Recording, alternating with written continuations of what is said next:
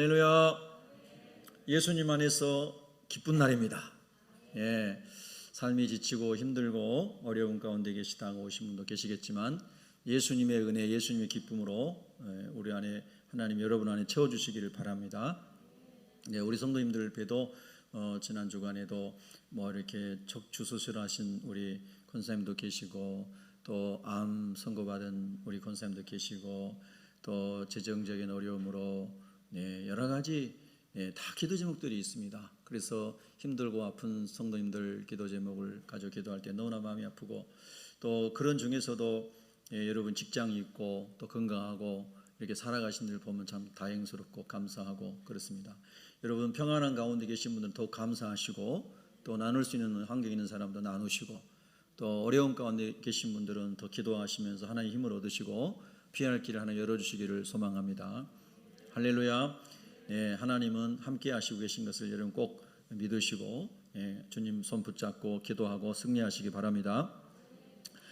우리가 성경을 묵상할 때마다 참 감사하고 위로가 되는 것은요, 예수님 바로 이 시대에 또 예수님 제자 시대에 마가복음서가 기록될 때에 이 예수님의 제자들이 살아가는 시대는 항상 우리가 늘 제가 말씀드리잖아요. 지금 우리가 살고 있는 환경과는 비교할 수 없을 정도로 어려운 환경이었죠. 예수님을 믿는다는 것 자체가 유대인으로서는 유대교 회당에서 출교를 당했고요, 공동체에서 이제 버림을 받았다는 겁니다. 그리고 흩어져 살 수밖에 없었고요. 뭐 말이 좋아서 디아스포라지 정말로 정체 없이 방황하는 그런 사람들이 너무 많이 생기게 됐죠. 직업이나 사업이나 이런 걸 할 수도 없었죠. 굉장히 어려운 환경인데 어떻게 하나님이 그들을 참 먹이시고 입히시고 하셔서 살게 하셨는지 정말 모든 게 기적인 거죠. 그래서 성경은 까마귀를 통해서도 먹이시는 하나님 엘리야를 통해서 그렇게까지 하나님이 이제 말씀해 주신 것을 보게 됩니다. 그러니까 성경 속의 인물들, 하나님의 사람들을 우리가 묵상하게 되면 우리가 삶이 너무나 힘들고 어려울 때 많은 위로가 되고 또 더 큰 소망이 일어나는 것을 보게 됩니다. 여러분 말씀 속으로 들어가시기를 바랍니다. 세상에 더 좋은 환경과 더 큰 욕망을 따라서 계속 가다 보면 계속 어려움을, 마음의 어려움을 이제 우리가 느끼게 됩니다. 제가 어떤 분이 보내준 우리 선배 목사님 보내준 영상 속에서 그런 걸 봤습니다. 미국의 연구소에서요, 75년 동안 사람들을 연구했는데 하버드 대학을 나온 사람들, 그리고 아주 어려운 환경 속에서 길거리에서 헤매는 홈리스들, 이런 사람들이 10대부터 80, 90 될 때까지 살아있을 때 어떻게 삶의 변화를 느끼고 어떤 것이 행복이라고 여기고 살아가고 있고 어떤 것을 만족하고 살아가고 있는가, 이런 것을 75년간을 인터뷰하고 성장 과정마다 인터뷰를 하고 그렇게 한 겁니다. 대단한 거죠. 그래서 초기에 연구했던 연구자들이 죽고 제자들이 이어서 연구하고, 그래서 이제 발표하신 분이 굉장히 연세가 많으신 분이 발표한 것을 제가 이렇게 봤습니다. 그래서 사람들이 물어봅니다. 왜 인생을 살아가고 인생에서 제일 먼저 추구하는 것이 무엇입니까? 미국인들에게 물어본 거죠. 그들의 첫 번째가 뭐냐면 돈이라고 얘기했습니다. 그들이 추구하는 제1 돈. 두 번째는 뭡니까? 그러니까 두 번째는 인기였습니다. 인기. 다른 말로 명예인 거죠. 명예. 자, 이름을 내고 싶은 거죠. 칭찬받고 싶고 명성을 누리고 싶고, 이런 두 가지였습니다. 그래서 미국의 하여튼 최고 학교라고 하는 그 하버드 출신들 중에서 그걸 다 이룬 사람들이 있고요. 또 반대로 다 이렇게 잃어버리고 술과 마약과 이런 게 이제 완전 중독이 돼가지고 그렇게 살아간 사람도 있고요. 또 길거리에서 살던 사람들이 또 완전히 이 신분이 바뀌어서 정말 상류 사회를 이루고 살아가는 사람도 있고요. 그래서 그들이 말하는 돈과 인기를 잃어버린 사람도 있고 그것을 얻은 사람도 있고, 출발점이 달랐지만 환경이 변화되는 것을 75년 동안 연구해서 데이터로 발표했어요. 그러면서 거기서 이제 핵심이 뭐였냐면, 그래서 어쨌다는 것인가, 무엇이 삶의 의미를 주는 것인가 했을 때 거기서 이런 말 하죠. 어떨 때 제일 행복합니까? 내 인생이 건강하다고 생각합니까? 그럴 때 관계가 좋을 때였습니다. 관계. 돈도 아니고 인기 명성도 아니고 사람과의 관계였습니다. 가족으로 따지면 부부가 좋은 관계 가운데 있는가, 부모와 자녀가 좋은 관계 가운데 있는가, 그리고 영적으로 보면 하나님과 좋은 관계 가운데 있는가인 거거든요. 그러니까 하나님과 좋은 관계 가운데 있으면 사람과 좋은 관계가 이루어지는 것이거든요. 여러분 참 중요한 겁니다. 굉장히 의미심장한 75년 동안 데이터를 내서 계속 사람들에게 설문을 하고 인터뷰를 해서 만드는 결과물이거든요. 굉장히 중요한 겁니다. 대부분의 사람들이 돈과 인기, 명성을 따라서 가는 거거든요. 그러나 내면 세계가 허망하고 텅 비어 있고 그리고 기쁨과 진정한 행복이 없는 삶을 대부분 사람이 살아간다고 하는 거죠. 그러나 우리 예수님을 만났다라고 하는 것은 뭐냐면 정말로 그 사람들이 얘기한 것처럼 관계의 본질을 회복한 거거든요. 그러니까 하나님의 형상을 잃어버렸던 저희가 예수님을 만남으로 하나님의 형상이 무엇인지를 알게 되고 하나님의 형상을 그리스도와 말씀과 성령으로 회복해가는 과정에 있는 거거든요. 그래서 하나님과의 관계가 잘 회복이 되고 깊어진 사람은 가정에서 부부와 또는 자녀들과 형제들과 교우들과 직장에서 동료들과 관계가 좋아지는 거죠. 여러분 관계가 행복하기를 원하죠. 여러분 가정에 들어갈 때마다 가정이 진짜 스위트홈이 되시기 바랍니다. 할렐루야. 정말 너무너무 행복하다. 집에만 들어가면 너무 좋다. 그렇죠? 여러분 가정 그렇게 되길 바랍니다. 네네네 그렇게 돼야 됩니다. 직장에 가도 이 직장 너무나 좋다. 이게 샐러리가 얼마나 많이 되느냐 이거 가지고 좋다 안 좋다 이럴 때도 말할 수 있겠지만 그러나 살아갈 수 있는 정도의 재정적인 게 된다면은 내가 내 은사와 내 환경에 따라서 이 직장에 출근하고 퇴근하는 게 난 너무나 행복하다. 이 직장의 동료들을 만나는 것이 너무나 행복하다. 아멘. 저는 새벽에 일어나서 감사 기도를 먼저 하거든요. 감사할 것들을 먼저 찾아요. 그리고 새벽에 교회를 나오면 너무너무 행복해요. 그리고 예배를 드리고 교회 주변을 청소도 하고 쓰레기 줍고 막 이렇게 1시간 정도 그렇게 합니다. 그럼 너무 행복한 거예요. 어렸을 때 동네 청소하던 게 늘 몸에 이렇게 배 있어가지고요. 아주 뭐 그렇게 너무 신나는 거예요. 오늘 아침에도 제가 6시쯤에 교회로 왔는데 교회 앞마당에 막 누가 막 커피 마시고 막 이따만 것들 막 다 거기다 버리고 물병 버리고 담배값 다 버리고 막 담배 꽁쳐 버리고 막 우리 계단 앞에요. 계단 올라간 딱 앞에. 근데 전 너무나 감사한 거예요. 하나님 내가 오늘 또 이걸 주워가지고 버릴 수 있는 특권을 제게 주셨습니다. 여러분 아멘 안 해주셔도 사실이라니까요. 그러니까 그 마음에 하나님 주신 감사와 기쁨으로 오지 않으면 이거 누가 밤새 교회 앞마당에 앉아가지고 이런 걸 피고 버린 거야. 짜증날 수 있잖아요. 근데 하나님의 은혜가 있으면 오늘도 내가 하나님의 은혜로 섬길 수 있는 자리에 있구나. 얼마나 좋은가. 할렐루야. 근데 너무 감사한 건요. 이건 또 하나의 에피소드인데요. 제가 아침에 일찍 교회로 왔는데 차가 덜컥덜컥해요. 그래서 뭐 펑크가 났나 보다 하고 이제 차를 세워놓고 바퀴를 툭툭 쳐보니까 3개의 바퀴는 멀쩡한데 하나가 쑥쑥 그냥 가볍게 이렇게 물렁물렁해요. 저 펑크가 난 거예요. 예배당에서 이제 성경 보고 기도하다 한 1시간쯤 나가보니까 완전히 플랫에 싹 그냥 바람이 탁 빠져가지고 저 퍼져 있는 거예요. 얼마나 감사한지 말이에요. 집에서 출근할 때 퍼져 있으면 얼마나 그거 당황스러워요. 근데 교회 차 대란에도 퍼졌잖아요. 그래서 아침에 삼성화재에 전화해가지고 와가지고 그분이 와서 다 펑크 떼어주고 갔어요. 이것도 감사 저것도 감사. 그러니까 하나님의 은혜 가운데 있으면은 다 감사한 거예요. 여러분 우리 한번 믿음으로 고백해 봅시다. 하나님 감사합니다. 할렐루야. 그래서 참 감사했어요. 너무너무 감사한 거예요. 그래서 아침에 그 삼성화재에서 차 고쳐주러 오신 분에게도 축복해주고 문자 메시지까지 막 보내주고 오늘 또 행복하세요 건강하세요 막 했더니 뭐 되게 좋아하잖아요.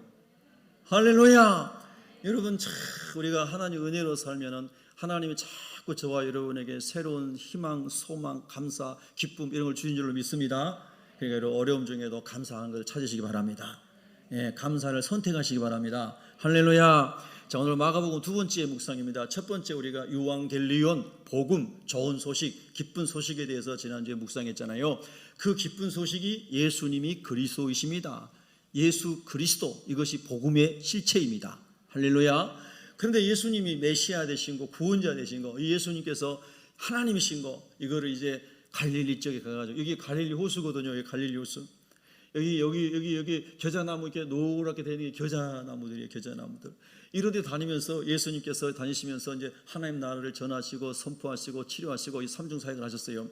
그래서 갈릴리 지역에 가시면서 보니까 고기를 잡는 사람들이 어부들이 있는데 오늘 성경에 나오는 시몬이라는 사람, 그의 형제인 안드레라고 하는 사람, 그 다음에 요한복음에 보면 그들의 동업자였던 야고보와 요한이라는 사람, 이 4사람이 먼저 거기서 고기를 잡고 있었나 봐요. 그러니까 예수님께서 시몬에게 먼저 예수님이 물으시는 거예요. 말씀하시는 거예요. 시몬아 나를 따라오너라. 내가 너를 사람 낚는 어부가 되게 해주겠다. 이렇게 이제 예수님이 말씀하셨어요. 그러니까 시몬이 배와 그물을 버려두고 예수님을 따라갔다는 거예요. 물론 그 전에 예수님께서 이 마가복음 외에 요한복음과 다른 복음서에 보면 기사를 행하시고 많은 역사를 이루신 것을 소문을 듣고 알았을 수도 있어요. 그러나 이 본문에서는 어쨌든 예수님께서 시몬을 초청할 때 시몬이 예수님의 초청에 반응해서 예수님을 따라가는데 그의 생업인 배와 그물을 버려두고 예수님을 따라갈 정도로 굉장한 결단과 선택을 했다는 거예요. 그래서 예수님을 이제 따라갔는데 여러분 이제 시몬이 자기 간증을 한다고, 베드로가 여기서 자기 간증을 한다고 한번 생각해 보세요. 제가 시몬의 입장에서 여러분에게 드라마처럼 이렇게 쭉 간증을 할 수도 있겠지만 저는 성경 본문을 가지고 설명을 하고요. 여러분이 누군가에게 여러분은 어떤 사람이었습니까? 예수님 믿기 전에 예수님 믿음은 어떻게 만났습니까? 믿은 이후에 어떻게 변화됐습니까? 이렇게 여러분 물으시면은 베드로처럼 간증할 수 있는 사람이 되기를 바랍니다. 그래서 제목을 베드로의 간증이라고 이렇게 적어본 겁니다. 자, 여러분 베드로라고 하는 사람은 그 원래 이름이 시몬인데 시몬은 헬라어입니다. 근데 유대인들은 히브리어를 원래 썼죠. 자기들의 언어가 히브리어죠. 그래서 히브리어로는 쉰몬입니다. 여러분 주보에 제가 장황하게 설명해 놨죠. 쉰몬은 들음이라는 뜻입니다. 그런데 헬라어가 공통어, 영어처럼 공통어가 되는 시대 속에서 헬라어로 주로 이제 쓰게 됐습니다. 그래서 시몬이라고 불렸습니다. 그래서 이제 이 시몬이라고 하는 사람의 이름은 그런 뜻인데 그의 아버지가 요나라고도 나오고 요한이라고도 나옵니다. 그래서 바요나는 바르요나, 이 말은 아람어에서 온 말입니다. 요나의 아들 시몬이다. 또 요한의 아들 시몬이다. 그래서 요나의 아들 시몬은 별명이다. 이렇게 성경학자들이 얘기합니다. 또 성경에 보면 게바다 그랬습니다. 게바라는 말은 아람어로 케파스입니다. 케파스. 근데 그 게바라는 말이 이제 반석이다 이런 말이죠. 돌이다 이런 뜻입니다. 근데 또 이 말이 헬라 말로 페트로스입니다. 페트로스 헬라말로. 그래서 그것도 반석이라는 뜻입니다. 참 복잡하죠. 예수님 시대, 예수님 제자 시대의 언어가 헬라어도 쓰고 히브리어도 쓰고 아람어도 쓰고 세 개의 언어를 공통적으로 쓰는 사람들이 많았다는 거예요. 예수님도 헬라어도 쓰시고 히브리어도 쓰시고 아람어도 쓰신 거예요. 그래서 성경에 이렇게 나오는데 두 가지로 딱 설명하면 예수님을 믿기 전에 그의 이름은 시몬인 거죠.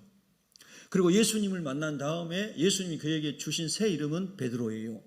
베드로가 아람어로는 게바고 헬라어로는 베드로인 거죠. 그래서 이 두 가지 이름을 가지고 있는 거예요. 여러분과 저도 예수님 만나기 전에 우리가 가지고 있는 다 이름이 있어요. 아무개 이름이 있어요. 제 이름 제가 이름에 설명해 드렸죠. 예전에 제가 이룰 성자를 써요. 뭔가 이루라 하고 아버지께서 이룰 성자를 쓰셨고 우리가 다 이룰 성자 돌림이에요.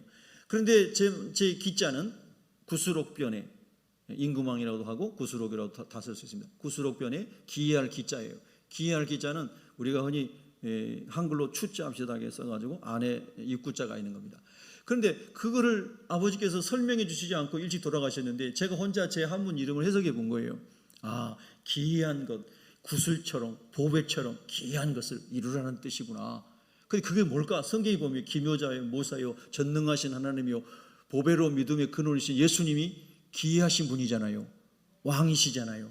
그러니까 예수님의 복음을 이루라는 것이구나 하고 저는 그렇게 좋은 쪽으로 해석을 했다 이 말입니다.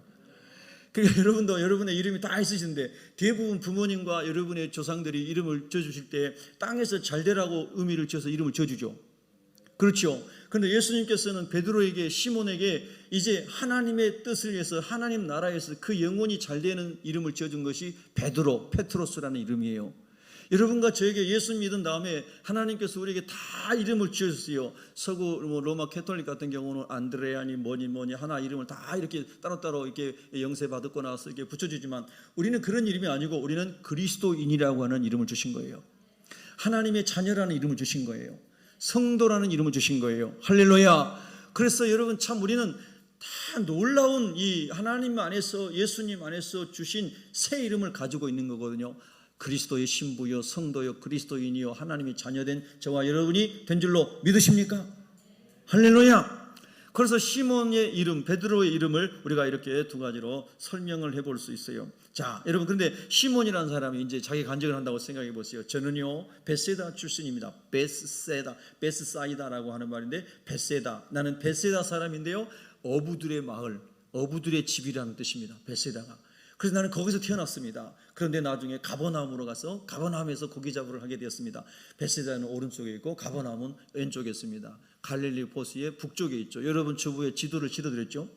그래서 베세다에서 태어나서 나는 가버나움에 가서 고기 잡으러 하는 이런 어부였습니다. 그러던 어느 날 예수님께서 나를 찾아오셔서 나를 따라오라고 했습니다. 그래서 내가 배와 그물을 버리고 예수님을 따라갔습니다. 이렇게 바울이 간증하지 않겠어요? 아니, 베드로가 자기 간증을 하지 않겠어요? 저는 결혼을 한 사람입니다. 저의 동생은 안드레입니다. 저는 야고보와 요한과 함께 동업을 하면서 고기를 잡아서 동네에 팔고 예루살렘에 갖다 팔아서 가족을 부양하는 그런 가장이었습니다. 이렇게 자기소개를 했을 겁니다.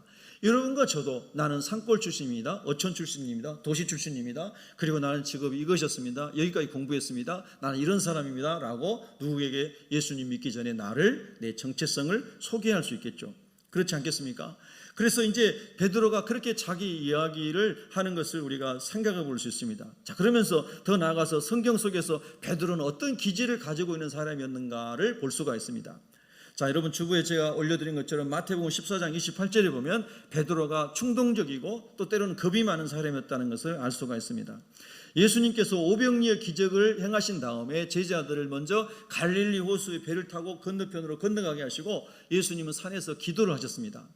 예수님이 산에서 기도를 얼마큼 하셨을까요? 여러분 성경에 보면 밤 사경에 예수님께서 갈릴리 호수 위로 걸어오셨다 그랬습니다. 사경이라고 하는 것은 마가복음은 로마 사람들이 쓰는 시간으로 표기를 했습니다. 로마 사람들은 그 밤에 초병들이 경비병들이 교대하는 시간을 경이라고 그랬는데 1경, 2경, 3경, 4경에서 저녁 6시부터 아침 6시까지 해져서 해 뜰 때까지 12시간을 3시간 단위로 나눠서 1경, 2경, 3경, 4경 이렇게 불렀습니다. 그러니까 사경에 예수님께서 바다 위를 걸어오셨다는 건 새벽 3시 이후에 6시 사이에 예수님이 바다 위로 걸어오셨다는 겁니다. 그런 여러분 그걸 보면 예수님께서 오병이어의 기적을 행하시고 요한복음 6장에도 오병이어 기적이 사건이 나오는데 사람들이 예수님을 임금 삼으려고 그랬습니다. 먹거리를 다 해결해주고 병자를 치료해주고 이런 기가 막힌 구원자가 어디 있습니까? 요즘 시대에 그런 메시아가 이곳에 온다면 바로 내년에 대통령 되겠죠.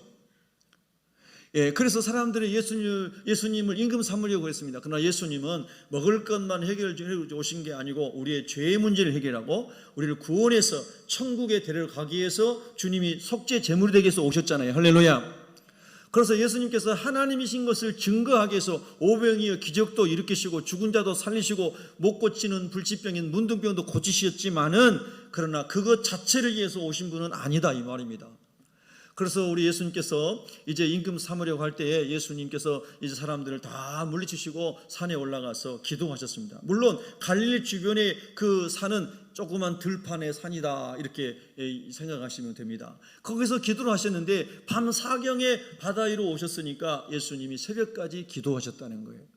여러분 우리가 주님을 묵상하면서 우리가 하나님의 성령으로 충만해지고 세상을 이기는 믿음을 가지고 살아가려면 주님의 길을 따라가야 되는데 우리 주님이 낮에 내내 설교하시고 병자들 치료하시고 기적 행하시고 수만 명 되는 사람들을 다 먹이시고 그리고 그걸 다 돌려보내시고 그리고 났을 때 얼마나 몸이 피곤했을까. 육신이 우리가 흔히 쓰는 파김치가 됐을 거라는 거예요. 그런데 우리 예수님이 기도하셨다는 거예요.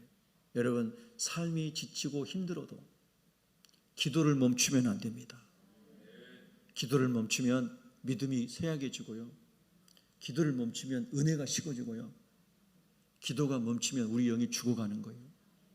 포도나무에서 줄기가 잘려지면 당장은 살아있는 것 같지만 시간이 지나면 말라버리는 것처럼 우리가 당장 기도 안 해도 안 죽는 것 같지만 기도를 오래도록 안 하면 하나님으로부터 멀어져서 영이 죽게 되는 거예요. 그래서 아무리 힘들고 지치고 어려워도 여러분이 살기 위해서 내 영혼이 살기 위해서 더 나아가서 시험에 들지 않기 위해서 더 나아가서 복음의 증인이 되기 위해서 기도의 자리에 나가시기를 주 이름으로 축원합니다. 골방에서 기도할 수 있습니다. 걸어가면서 기도할 수 있습니다. 풀을 뽑으면서도 기도할 수 있습니다. 일하면서도 기도할 수 있습니다. 청소하면서 기도할 수 있습니다. 성전에 와서 기도할 수 있습니다. 여러분 기도하시기 바랍니다. 그래서 예수님이 그렇게 피곤하신 중에도 새벽까지 기도하시고 물 위로 걸어오십니다. 여러분 왜 예수님께서 제자들을 먼저 보내시고 그 밤중에 제자들은 초저녁에 노를 지어서 갈릴리 호수를 지나갔는데 아직까지도 건너편으로 가지 못하고 건너편도 완전히 좌에서 우로 이렇게 동에서 서로 횡단하는 20km 넘는 그게 아니에요. 저 위에 지금 그 갈릴리 호수 북쪽에서 여기 지점에서 여기 지점으로 이렇게 가는 정도거든요. 그런데 다 지나가지 못하고 계속 노를 젓고 풍랑에서 휩쓸려서 막 어려운 가운데 있는 거예요. 그 예수님께서 딱 밤에 찾아오시는 거예요. 제자들이 뭐라고 했죠? 유령이다 그랬습니다. 유령이다. 동양이고 서양이고, 물론 이스라엘은 동양입니다. 우리 불신자들이 흔히 기독교는 서양 복음이다 이렇게 말하는데, 기독교는 서양 복음이 아니죠. 처음에 이제 미국인이나 영국인이나 뭐 스코틀랜드나 캐나다나 뉴질랜드나 이런 데서 선교사님들이 오셨기 때문에 뭐 서양 거다, 이렇게 서양 귀신이 왔다, 이렇게 우리나라 우리 선조들 때 그렇게 말했어요. 그러나 사실은 서양 복음이 아닌 것이죠. 이스라엘은 동양입니다. 아시아예요. 그래서 중앙아시아, 서아시아 그 동양에서 기독교가 발달한 거예요. 그리고 이제 유럽으로 해서 쭉 이쪽으로 미국으로 해서 다시 이제 들어오게 된 거잖아요. 그래서 여러분 이렇게 이제 이 얘기하다가 끊어졌어요 지금. 큰일 났어요 이거. 무슨 얘기하다 여기까지 왔어요? 유령 얘기하다가 집사님 고마워요. 박수 한번 쳐줘요. 정말 명석하십니다. 그래도 보니까 동양 사람도 유령을 믿고 서양 사람도 귀신을 믿고, 제사 드릴 때 장례식 때 신위하면서 귀신 신자 자리가 있다고 그러면서 아버지 귀신 조상 귀신 막 섬기고 이러면서, 참 이게 아이러니한 게 뭐냐면요, 하나님은 안 믿으려고 그래요. 유령도 믿고 귀신도 믿고 도깨비도 믿고 다 영적 세계에 다 믿으려고 막 영화하고 드라마하고 말하고 막 그러면서 하나님은 안 믿으려고 그래요. 참 설명하기 어려운 거예요.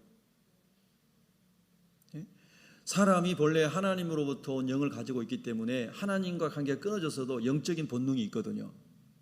하나님을 찾아가려고 하고 하나님을 알려고 하고, 그래서 하나님께서 만물 속에, 하나님이 창조하신 만물 속에 하나님을 알 만한 하나님의 신성을 거기 담아두셨다고 그랬잖아요. 그래서 그것을 통해서 하나님 계시구나, 신이 계시구나 이렇게 깨닫게 하는 것을 자연 계시라고 그래요.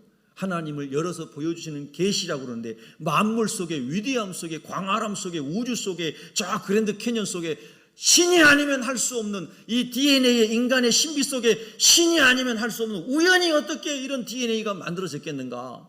이건 우연으로는 도저히 될 수 없는 거다. 어떻게 태양계와 은하계가 그 많은 행성과 항성과 행성들이 부딪히지 않고 항성을 통해 위성들이 돌고 다 질서 있게 돌아가는가? 이게 우연으로는 할 수 없는 거예요. 반드시 창조자가 있다. 할렐루야. 그래서 만물을 보고 하나님이 계심을 알게 하는 것을 일반 계시다 그렇게 말하는 거거든요. 그리고 말씀을 통해서, 오신 예수님을 통해서 하나님을 아는 것을 특별 계시다 이렇게 말해요. 여러분, 그래서 이제 우리가 이게 보면은 이렇게 엄청난 하나님의 말씀이 이렇게 성경에서 우리가 이렇게 알 수가 있는데, 유령이로다, 제자들이 유령이로다. 그런데요, 예수님께서 뭐라고 말씀하세요? 나니 두려워하지 말라. 내니 두려워하지 말라 그러시는 거예요. 우리 한번 따라해 볼까요? 내니 두려워하지 말라. 그 말씀 속에는 뭐가 있을까요? 내가 하나님이므로 내가 이 파도를 잔잔하게 할 수 있고 바람을 잔잔하게 할 수 있으므로 두려워하지 말라.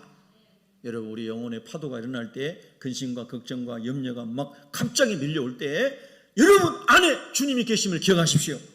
성령이 계심을 기억하십시오. 내가 네 안에 있으니 두려워하지 말라. 내가 너와 함께 하고 있으니 두려워하지 말라. 이 세상 끝날까지 내가 너와 함께 있으니 두려워하지 말라. 할렐루야. 약속이 믿어지는 사람은, 주님의 언약이 믿어지는 사람은 두려움이 떠나가게 되는 겁니다. 믿어지지 않는 사람은 여전히 두려워지는 거예요. 염려가 되는 거예요. 그들이 그 배에 있는 제자 중에 역시 베드로가 여러분요, 성격이 충동적인 사람이잖아요. 주님이세요. 만약에 주님이시라면 내가 물 위로 걸어갈 수 있게 해보세요. 걸어오라고 말씀해 주세요. 그런데 예수님께서 걸어와라. 베드로가요, 배에서 툭 뛰어내려가지고 걸어가는 거예요. 이야, 멋있죠? 아멘이에요. 그죠? 근데 여러분도 저도 이런 성향이 조금은 있을 거예요. 조금 차이는 있어도. 그런데 여러분요, 그 어두컴컴한 밤중에도요, 예수님만 딱 바라봐야 되는데 파도가 보이고 바람 소리가 들려와서 갑자기 두려워지는 거예요. 무서워지는 거예요. 그래서 파도 소리를 듣고 출렁이는 파도를 보면서 믿음이 갑자기 싹 없어지니 쑥 물속 들어가 버리는 거예요.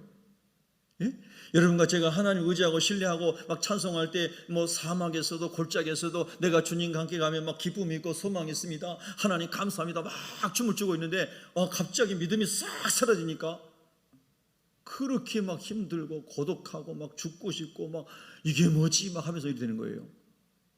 물속으로 쏙 들어가 버린 거예요. 그게 베드로가 가진, 아니 시몬이 가진 그의 성향이라는 거예요. 근데 사실은 시몬만 그런 게 아니고 저도 비슷한 사람이고 아마 여러분도 그런 비슷함이 있지 않을까요? 근데 여러분, 여기서 끝나면 시몬이 베드로가 될 수 없는 거거든요. 우리 주님께서 베드로가 이제 시몬이 그렇게 얘기하죠. 예수님, 나를 구원해 주세요. 내가 지금 죽게 됐습니다. 나를 구원해 주세요. 나를 건져 주세요. 살려 주세요. 물에서 건져 주세요. 그러니까 예수님이 즉시 손을 내밀어 시몬을 이렇게 물에서 건져 주셨어요. 할렐루야. 여러분, 여기서 저와 여러분이 자꾸 넘어질 수 있고 위기를 만났을 때 믿음이 쑥 꺼져버릴 수 있고, 예전에 사람 성령 세례 받았다고 하던데 막 방언도 하고 막 저 사람 기도하면 귀신도 떠나고 막 무당도 예수 믿고 뭐 엄청난 막 병자도 낫고 막 그랬다는데, 야, 저 사람 다 가짜였나 봐. 예? 저렇게 믿음도 하나도 없고 불이 확 죽어가지고 전혀 예수님 믿는 사람 티가 안 나네, 이럴 정도로 제가 영적으로 무너질 수 있고요, 침체에 빠질 수 있고요. 여러분도 그럴 수 있거든요. 그런데 그때에 주님이 야, 너 그것밖에 안 돼 하고 주님이 외면해 버리신다면 저와 여러분은 정말 죽을 거예요. 그런데 주님, 내가 주님의 은혜를 그렇게 경험했음에도 불구하고 내가 믿음이 싹 사라져서 지금 물속에 빠졌나이다. 주님, 불쌍히 여겨주세요. 나를 좀 살려주세요. 이 영혼의 갈급한 늪에서 나를 좀 건져주세요 라고 저와 여러분 막 부르짖어 기도하는데, 막 찬양하며 기도하는데 주님께서 손을 덥석 잡으시더니 쑥 끌어올려주시는 거예요. 침체됐던 영혼에 갑자기 뜨거움이 임하더니 불이 임하더니 싹 올라오는 거예요. 제가 지난주에 여러분 지난주에 말씀 나눴네요. 새벽에 말씀 나눠요. 막 답답하고 이럴 때 저녁에 교회 와가지고 풀로 예배당에 이 찬양을 싹 틀어놓고 그냥 찌렁찌렁하게, 혹시 밖에서 저기 할까봐 내가 밖에 나가서 들어봤어요. 지나가는 사람들이 막 손가락 칠까봐. 근데 뭐 웬만큼 밖에서도 들리더라고요. 다 풀로 다 틀어놓고 막 찬양하는 예배당 복도 막 이게 여러분 사이사이 막 걸어다니면서 손 들고 걸어다니면서 막 하나님 아버지, 하나님 길을 만드시는 분입니다. 예수님은 기적의 하나님이십니다. 막 찬양 저녁 9시까지 하니까요, 영혼이 마저 환해지는 거예요. 할렐루야. 영혼이 환해지는 거예요. 환경은 똑같거든요. 땅에 묶여있는 거 기도 제목 똑같거든요. 그런데 하나님의 은혜가 임하고 찬양이 임하고 심령이 열려지니까 막 계속 앉지도 않고 서서 돌아다니면서 찬양을 하고 있는 거예요. 할렐루야. 여러분, 하나님의 은혜가 우리에게 순간마다 때마다 위로부터 부어지기를 축복합니다. 그래서 구해야 돼요. 기도해야 돼요. 부르짖어야 돼요. 그럴 때 하나님께서 네가 알지 못하는 크고 비밀한 일을 네게 보여주리라. 할렐루야. 그렇게 말씀하신 거예요. 가만히 있으면 안 돼요. 주저앉아 있으면 안 돼요. 우울하고 있으면 안 돼요. 하나님, 나를 건져주세요. 베드로가 여호와 시몬이 예수님, 내가 죽게 되었습니다. 나를 건져주세요 했더니 예수님이 즉시 손을 내밀어 그를 끌어올려주셨어요. 오늘 주님이 여러분 그렇게 올려주시기를 축원합니다. 축원합니다. 베드로는 충동적인 사람이었어요. 겁도 많은 사람이었어요. 또 시몬의 기질은 또 어떤 겁니까? 다혈질이 사람이었어요. 다혈질 가진 사람이었어요. 여러분은 좀 어떠세요? 요한복음 18장 10절에 보면 이에 시몬 베드로가 칼을 가졌는데 그것을 빼어 대제사장의 종을 쳐서 오른쪽 귀를 베어버리니 그 종의 이름은 말고라. 예수께서 베드로도 이르시되 칼을 칼집에 꽂으라. 아버지께서 주신 잔을 내가 마시지 아니하겠느냐 하시니라. 이렇게 쭉 그 말씀이 이어지면서 마지막에 베드로가 예수님을 저주하는 장면이 나옵니다. 26장 74절에 보면 그가 저주하며 맹세하여 이르되 나는 그 사람을 알지 못하노라 하니 곧 닭이 울더라. 이에 베드로가 예수의 말씀에 닭 울기 전에 네가 3번 나를 부인하리라 하심이 생각나서 밖에 나가서 심히 통곡하니라. 베드로는요, 다혈질이면서 또 눈물이 있는 사람이었어요. 여러분, 예수님으로 말미암아 베드로가 완전히 되기 전에, 여러분 성경에 보면요, 사도행전 2장부터 12장에 가면 시몬이라는 얘기는 안 나오고 베드로라는 이름만 나옵니다. 그러나 복음서에서는 시몬 요한의 아들 이렇게 나오고 그 다음에 시몬 베드로 이렇게 같이 나오기도 합니다. 그래서 여전히 시몬이었다가 베드로였다가 시몬이었다가 베드로였다가 이 삶이 계속 반복되는 이야기를 복음서에서는 읽을 수가 있습니다. 그러나 성령 세례를 받고 성령 충만한 다음에 나온 사도행전에서는 계속 베드로 이야기만 나옵니다. 베드로. 여러분, 이것이 굉장히 중요한 오늘 묵상의 포인트입니다. 하나님, 그래서 베드로가 성령으로 충만하기 전에는 예수님께서 그의 장모 열병을 치료해 주시고 변화산에 가서 예수님이 변화되시면서 하나님이신 것을 보여주시고 오병이어 사건으로 예수님이 하나님을 보여주시고 풍랑을 잔잔케 하심으로 하나님을 보일 때마다 베드로가 주님이 하나님이십니다, 주는 그리스도의 살아계시는 하나님이다, 막 믿음이 쑥쑥쑥 올라왔어요. 그런데 위기가 닥치고 주님의 고난에 함께 참여해야 되고 막 이런 일이 생기면 믿음이 쑥 꺼져버리는 거예요. 믿음 없어져 버리는 거예요. 또 시몬으로 돌아가 버리는 거예요. 베드로였다가 시몬이었다, 베드로였다 시몬이었다. 마태복음 16장 16절부터 18절에 이하에 봐도 여러분요, 주는 그리스도이시여 살아계신 하나님의 아들이십니다, 이 고백을 할 때는 하나님이 알게 하셔서 베드로의 고백을 한 거예요. 할렐루야. 그런데 그 이후에 예수님께서 내가 너희를 위하여 십자가를 지고 이제 대속 죽음을 당했다고 주님께서 순환을 예고하시니까 절대 안 됩니다. 예수님 십자가에 죽을 수 없습니다. 그러면서 시몬으로 돌아가서 하나님의 뜻을 알지 못하는 인간으로 돌아가 버린 거예요. 시몬과 베드로 왔다 갔다. 사실 우리가 예수님을 그리스도로 영접한 이후에 그리스도인으로 우리가 살아가면서 베드로처럼 시몬처럼 어떤 사람은 영적인 체험도 하고 성령 세례도 받고 영적인 황홀경도 경험하고 얼마나 좋은지, 주님 여기 산꼭대기에다가 초막을 3개를 만들고 짓고 우리가 여기 살았으면 좋겠습니다, 세상 내려갈 필요가 뭐 있습니까, 이렇게 영광스럽고 좋은데 여기서 초막 속에서 우리가 살면 좋겠습니다. 여러분 성령 세례 받고 은혜 받을 때 그런 느낌이 오거든요. 와, 너무 좋다, 너무 감격스럽다, 너무 평화롭다, 너무 기쁘다. 여러분 그렇죠? 성령 세례 받으면 그래요. 그랬던 시몬도 예수님을 저주까지 하면서 부인하고 도망갔다 이 말입니다. 여러분 낙심하지 마십시오. 과거에 내가 이런저런 은혜를 받았었는데 지금 영적 침체에 빠져 있고 때로는 주님을 삶 속에서 부인할 정도로 내가 주님 앞에 불충한 사람이라고 여겨질 때도 너무 낙심하지 마십시오. 여전히 은혜 받을 때이고 여전히 구원의 날이고 여전히 간구하는 자에게, 회개하는 자에게 성령이 부어지는 성령 시대입니다. 할렐루야.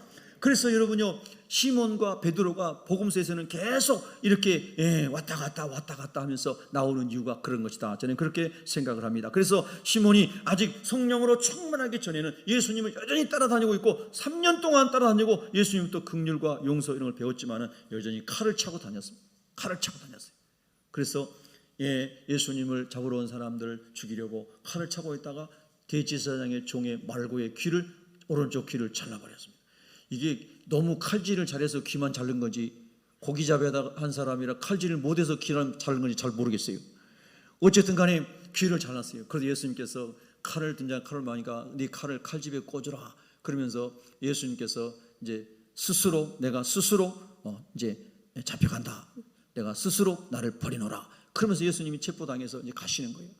근데 여러분 예수님께서 겟세마네 동산에서 땀방울이 핏방울이 되도록 기도하실 때 제자들이 같이 있었는데 제자들이 가가지고 나와 함께 기도하자. 그런데 예수님 기도하시다 와보니까 다 자고 있는 거예요. 또 한 시간 지나서 와서 예수님 나와 함께 기도하자, 다 자고 있어요. 3번째 왔어도 다 자고 있어요. 그때 우리 주님이 뭐라고 말씀하셨어요? 너희가 1시 동안도 나와 함께 깨어 있을 수 없더냐, 시험에 들지 않도록 깨어 기도하라. 그러니까 최소한 1시간은 저와 여러분이 매일 기도해야 내 영혼을 지키고 믿음을 지키고 시험에 들지 않도록 내 영혼을 간수할 수 있지 않겠는가. 그러면 계속해서 스트레이트로 우리가 쭉 1시간을 기도 못하면 10분, 15분씩이라도 나눠서라도 기도하고 길을 가면서도 기도하고 운전하면서도 기도하고 할렐루야, 설거지하면서도 기도하고 밥하면서도 기도하고 아멘. 그렇게 자꾸 기도하면서 우리가 하나님 앞에 은혜를 구할 때 믿음이 지켜지고 성령이 부어짐으로 더 하나님의 은혜가 임하는 그런 삶을 살아가게 될 줄로 믿습니다. 1시간 동안도 기도하지 못했던 베드로 예수님을 저주하고 부인하고 도망가는 사람이 되었습니다. 그는 혈기가 여전히 남아있었던 사람이죠. 그런데 여러분 그렇게 됐던 베드로가 예수님께서 이제 예수님께서 하신 말씀이 생각이 나서 밖에 나가서 통곡하며 울었다는 거예요. 이 점에서 이 베드로는 참 다행스러운 거예요. 여러분 저희가 하나님의 말씀으로 깨닫게 되었을 때 이거 하나님이 하지 말아야 했는데 내가 이렇게 불충한 일을 하고 이런 죄를 가운데 있었구나 깨달으실 때요. 이건 하나님께서 이건 하라고 했는데 내가 순종하지 못했구나 깨달으실 때요.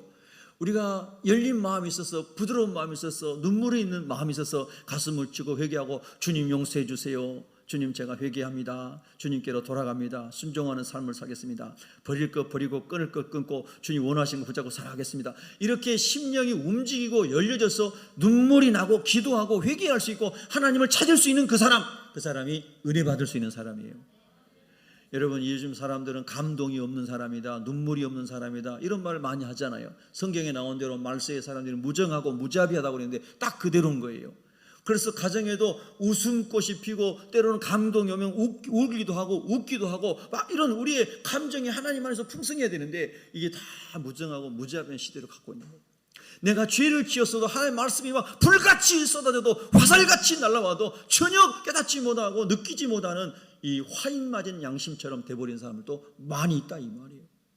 근데 여러분, 다행스럽게도 베드로는 넘어지기도 하고 다혈질이기도 하고 막 충동적이기도 하고 이런 사람이었지만 하나님의 말씀이 깨달아질 때 눈물 흘리고 가슴을 치고 회개할 수 있는 마음이 있는 사람이었어요. 우리가 그런 사람이 되기를 바랍니다. 하나님을 떠난 우리가 신앙을 가진 다음에 예수님을 그리스도로 모신 다음에 주님 앞에 가는 그날까지 계속 해야 되는 것 중에 하나가 제가 여러분께 말씀드린 뭐라고 그랬습니까? 회개라고 그랬습니다. 하나님의 기준으로 돌아가는 회개입니다. 주변 사람과 비교해가지고 도덕적으로 윤리적으로 너는 죄인이다 회개라 정죄하고 이런 게 아니고요, 하나님의 거룩하고 온전한 성품으로 돌아가는 데 있어서 우리는 늘 하나님의 거울에 비추어 거룩하게 되기 위한 회개의 과정이 필요하다, 이런 말씀이에요. 할렐루야. 그래서 계속해서 우리가 그리스도인이 나오면 회개. 여러분, 가정에서도 자꾸 훈련하세요. 아내한테, 남편한테, 자녀에게요 항상 지적하거나 못하는 뭐 있으면 이래 하지 마시고요. 잘못한 거 있어도 아이고 내가 이렇게 잘못해가지고 그런 것 같아요. 그렇게 하면 상대방이 되게 미안해요. 그렇죠? 직장에서도 마찬가지고 어디서도 마찬가지고. 예? 그게 이러면 제가 아까 말씀드린 아침에 7시에 차 고치러 온 사람한테 사실 좀 미안하더라고요. 아침 7시 전해가지고 펑크 났으니까 와서 떼어주세요. 좀 미안하잖아요. 그래서 제가 그분은 이제 자기 직업이니까 왔겠지만 물어봤어요. 그래서 미안해가지고 너무 일찍 전화했죠. 그러고 그랬더니 아니래요. 일어나 있었대요. 예, 그게 참 다행스러워서 그래서 제가 감사합니다. 행복하세요. 오늘 좋은 날 되세요. 이렇게 문자까지 보냈더니 저도 뭐 행복하고 좋은 거예요. 그 여러분, 우리가 가정에서 하나님의 은혜 가운데서 남편에게, 아내에게, 자녀에게 자꾸 그 사람의 입장에서 칭찬하고 존중하고 축복해주는 그 삶을 살아가시기 바랍니다. 할렐루야. 굉장히 중요해요. 그래서 그 말씀은 뭐냐면 내가 날마다 회개하는 마음으로 살아갈 때 그런 마음이 흘러나옵니다. 나는 의롭고 저 사람은 그렇지 못하다고 하는 생각이 내 의가 내 자리하고 있을 때는 절대 그런 마음이 안 나옵니다. 항상 상대방의 약점과 단점만 더 크게 보이죠. 그래서 내 옳음을 주장하고 관철시키려고 합니다. 그러니까 어려워지는 거예요. 예. 여러분, 회개하는 마음으로 평생을 살기로 작정한 사람은 그냥 범사에 감사해요. 예? 아멘, 할렐루야. 그래서 베드로에게는 이런 좋은 이런 마음이 있었어요. 그래서 가룟 유다와 달리 베드로는 은혜를 다시 붙잡을 수 있었게 된 거죠. 그리고 베드로가 마침내 예수님 부활하신 다음에 예수님께서 40일 동안을 제자들과 함께 계셨는데 제가 왜 주님이 3일 만에 다시 승천하지 않으시고 40일 동안을 제자들과 함께 있으면서 먹을 것을 같이 잡수시고 같이 주무시고 하나님 나라를 가르쳤다고 말씀하시는데 왜 40일 했을까? 여러분, 그런 생각 안 해보셨어요? 그런 거 궁금하지 않으셨어요? 저는 그냥 계속 길을 가다가도 묵상해 보는 거, 왜 주님 40일이셨어요? 오늘 아침에도 제가 일찍 교회 나와가지고 주변에 청소하고 걸어다니면서 기도했어요. 걸어다니면서 그렇게 하면서 주님께 물어봤어요. 주님과 대화하는 거예요. 주님 왜 40일이었어요? 그러니까 여러분, 저에게 주님이 특별한 가르쳐 주신 게 아니고요, 그만큼 예수님의 부활을 믿는 것이 어려웠을 것이다, 사람들이. 그리고 그 예수님의 부활을 증언하기 위해서 목숨을 바친다는 것이 결코 쉬운 일이 아니었을 것이기에 주님이 부활하신 것이 가현설론자들이 당시에 얘기했던 것처럼 그냥 현상이었, 그냥 거짓된 현상이었다라고 말은, 쉽게 얘기하면 그냥 어떤 안개가 있다가 없어진 것처럼 진짜가 아니었다, 이런 식의 예수님을 대적하는 이론들이 그 당시에 1세기에 많이 일어났었는데, 도케티즘, 가현설 이런 것들이 많이 일어났는데요, 그런 것처럼 예수님의 부활은 거짓말이야, 며칠 있다가 없어졌잖아. 심지어 제자들도 그걸 의심할 수 있었단 말이에요. 그런데 제가 그냥 묵상, 우리 예수님이 40일 동안, 며칠간요? 40일 동안이에요. 4일이 아니에요. 40일 동안을 부활하신 주님이 함께 계시면서 식사를 같이 하시고 같이 다니면서 하나님 나라를 전하시고 며칠 동안이요? 40일 동안이요. 여러분 지금 꿀먹은 벙어리 된 거 아니죠? 40일 동안. 그래서 기독교 신앙에서 제일 중요한 핵심 중에 핵심이 예수님의 부활이거든요. 예수님의 부활이 믿어지면 모든 게 다 믿어지는 거거든요. 할렐루야.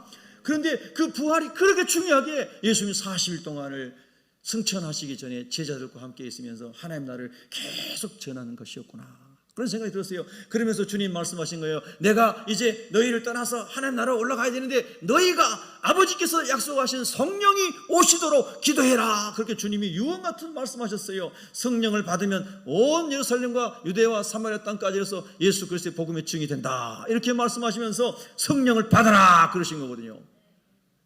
내가 떠나가는 것이 너희가 유익이 되는 것은 예수님 육신의 모습을 하고 오신 예수님 안 보여서 예수님 어디 계세요? 예수님 만질 수도 없잖아요. 예수님과 함께 손을 잡고 동행할 수도 없잖아요 하고 우리는 보이는 세계에 살고 있는 우리들이 당황할 수 있고 외로울 수 있고 우리가 정말 주님 없어졌네 하고 절망할 수 있는데 우리 주님 말씀하신 거예요. 내가 가면 약속하신 성령이 오셔서 내가 너희들의 가르치는 건 다 생각나게 하고 깨닫게 하고 전할 수 있는 능력을 주시는 분이 성령이시다. 할렐루야. 그러니까 내가 가서 아버지께로 간 다음에 성령이 오실 터인데 너희가 예루살렘을 떠나지 말고 성령 충만 받을 때까지 기도해라 하신 거예요. 여러분 우리는 영적인 존재입니다. 성령이 아니고서는 예수님을 주님이라고 고백할 수가 없습니다. 성령이 말씀으로 깨닫고 믿어지게 하지 않으면 여러분이 예수님 부활하신 주님 만나셨습니까? 여러분이 주님과 함께 식사를 하셨습니까? 여러분이 주님과 함께 40일 같이 계셨습니까? 아니잖아요. 저도 아니잖아요. 근데 어떻게 예수님의 부활을 믿고 어떻게 예수님 그 제자들은 눈으로 본 바요 손으로 만진 바요 그렇기 때문에 그들이 처음에 그래도 못 믿었잖아요. 예수님 부활하신 예수님 찾아왔을 때 안 믿었잖아요. 그런데 왜 못 믿었어요? 그만큼 신비로운 세계예요. 그만큼 차원이 다른 세계요. 그만큼 놀라운 세계이기 때문에 이 보이는 세계에 이 차원의 3차원에 속한 우리 인간은 그게 믿어지지 않았다는 뜻이에요. 그런데 성령이 오시면 믿어지는 거죠. 성령이 오시면 깨달아지는 거예요. 그래서 성령이 아니고서는 예수님을 구주로 고백할 수 없는 거예요. 여러분 저는 간증을 여러 번 드렸는데요. 제가 모태신앙으로 태어났잖아요. 저희 할머니 시골에서 무슨 일이 있으면 무당 데려다 굿하고 무당이 막 칼 던지면서 굿하고 어렸을 때 그랬습니다. 학교 갔다 오는 길에 보면 막 무당이 칼 던지고 굿하고 막 그러고. 그런데 여러분 우리 할머니가 예수 믿으시고 그 한글도 모르는 1900년생이신데 우리 할머니가요. 한글도 모르는 분이에요. 일본 시대에 태어나신 분이잖아요. 일본어를 배운 분이잖아요. 근데 그렇게 기도를 많이 하시더니 영이 하나님과 교통하신 분이 된 거예요. 예. 오늘 어떤 환자가 나를 찾아온다. 그런 환자가 찾아오는 거예요. 전화기도 없는 시대에. 그 할머니 기도하면 다 낫는 거예요. 이 섬 저 섬에서 배를 타고 환자들이 우리 집에 와서 줄을 섰어요. 너무나 신비한 거예요. 제가 5살, 6살 때요. 그래서 제가 할머니, 어머니 신앙 따라서 제가 교회를 얼마나 모범적으로 다니는지 몰라요. 정말 교회 최고 모범생이었어요. 정말요. 교회 생활은 누구에게도 뒤지고 싶지 않아가지고 정말 모범적으로 교회를 다녔어요. 그러니까 초등학교 2학년 때부터 새벽 기도를 다녔으니까. 예. 얼마나 열심히 특심이었으면은 새벽 3시에 일어나가지고 산을 2개 넘어서 교회를 다녔다니까 새벽 기도를. 초등학교 강연이. 그것도 할머니가 가자 해서 간 게 아니고 제가 가고 싶어서 간 거라니까요. 아멘 해주면 제가 힘이 날 텐데 안 해줘도 상관없어요. 그런데 제가 왜 그렇게 새벽 기도를 갔냐면 지금도 생각이 나는 게 뭐냐면요. 교회 다니면서 주일학교 다 참석하고 어른 예배 다 참석하고 엄마 구역 예배 다 따라다니면서 성경 공부를 많이 했어요. 새벽 기도 끝나면은 제가 말씀드렸잖아요. 우리 전도사님 담임 전도사님 사택에 들어가서 성경 읽기 하고 그리고 집에 갔어요. 거의 매일 1시간 정도씩 아마 읽었을 것 같아요. 성경을 새벽마다. 그리고 얼마나 여러분 초등학생 때도 성경을 많이 알겠어요. 예. 신학대학 가가지고 신학대학에서 이제 성경 종합고사를 봐요. 4학년 졸업할 때까지 그걸 합격해야지 졸업을 해요. 학점이 다 오래 이어도 성경 종합고사 합격 못하면 졸업 못해요. 그래서 저는 1학년 때 패스했어요. 아멘은 좀 얼마나 좋아요. 예. 거짓말도 아닌데. 예. 공부도 별로 할 것도 없어요. 왜? 초중학교 때 고등학교 때 성경을 많이 읽었잖아요. 너무 쉬워요. 60점이 합격인데 80몇 점 맞았어요. 1학년 때. 4학년 선배들하고 유급되던 때예요. 졸업 못하고. 그런데 여러분, 성경을 그렇게 알았는데도 너무나 궁금한 게 많은 거예요. 하나님, 신약 성경에 나오는 우리 할머니 나보다 성경을 훨씬 모르는데 저렇게 막 기적이 일어나고 역사가 일어나는데 나는 뭐예요? 거기에서 도전을 받았어요. 그래서 새벽 기도를 다니기 시작했어요. 하나님, 저도 할머니가 받은 성령을 부어주세요. 예, 정말 그 갈망이 일어나더라고요. 진짜 소원이 일어나는 거예요. 그래서 새벽에 일어나서 옛날에 시골에 시계도 없으니까 저녁에 물을 많이 마시고 자가지고 새벽에 화장실 가서 일어나가지고 그래서 이제 새벽 기도를 갔어요. 우리 할머니는 교회에서 늘 철야하셨고요. 예. 그래도 한 40일을 작전 기도하고 새벽 기도를 다니는데 너무너무 힘든 거예요. 졸려가지고 학교 가면 공부가 집중이 안 돼요. 성적은 계속 떨어지는 거예요. 근데 포기할 수 없잖아요. 그래서 또 작전하고 또 하고 그렇게 하여튼 몇 달을 다녔는데 제가 어렴풋이 한 6개월 정도는 그렇게 다니지 않았을까. 그러던 어느 날 새벽에 막 성령이 부어지는 거예요. 초등학교 6학년 때예요. 막 성령이 부어지는데요. 머리 끝에서부터 발끝까지 온몸을 막 성령이 막 휩쓸고 지나가는데 그 평안함과 시원함과 어떤 소망 이런 게 말로 형용할 수가 없는 거예요. 그리고 제가 그때 무릎을 다쳐가지고 쩔뚝쩔뚝 하면서도 다녔는데 무릎이 싹 다 나와버린 거예요. 기적을 처음 체험한 거죠. 신유의 기적을. 초등학교 6학년 때. 그래 막 성령 세례가 보니까 방언을 하는데 방언 기도를 막 2시간, 3시간씩 초등학생이 막 교회에서 기도하고 있는데 제가 여러 번 간증했잖아요. 여러분. 어느 날은 등교해야 되는데 해가 중천에 떠 있는 거예요. 초등학생이 방언 기도 하느라고 학교 5km 걸어가야 되는데 여러분 교회에서 기도하느라고 해가 이만큼 떠오른 거예요. 그 정도로 막 강력한 하나님의 은혜가 임하는 거예요. 이야, 이게 성령 세례 받는 것이구나. 방언이 임하고 그리고 막 그 이후에 막 고등학생 때도 막 귀신 들리는 사람이 있으면 우리 목사님이 들어라 같이 기도하자. 귀신 들리는 같이 기도하면 귀신 떠나고요. 목포에 나와가지고 고등부터 교회 다닐 때요. 여러분 참 놀라운 하나님의 막 성령의 기름 부으심과 영적 세계를 이제 경험한 거잖아요. 그런데 그런 걸 경험했을지라도 계속 기도하고 말씀으로 은혜로 살아가지 않으면요 과거의 추억처럼 남아있는 거예요. 시몬의 이야기가 그 이야기다 이 말입니다. 변호사 사건, 장모의 열병이 고쳐지는 사건, 수많은 신비로운 기적을 체험했던 시몬이 계속 좌충우돌하면서 나 예수님 모른다, 예수님 저주했단 말입니다.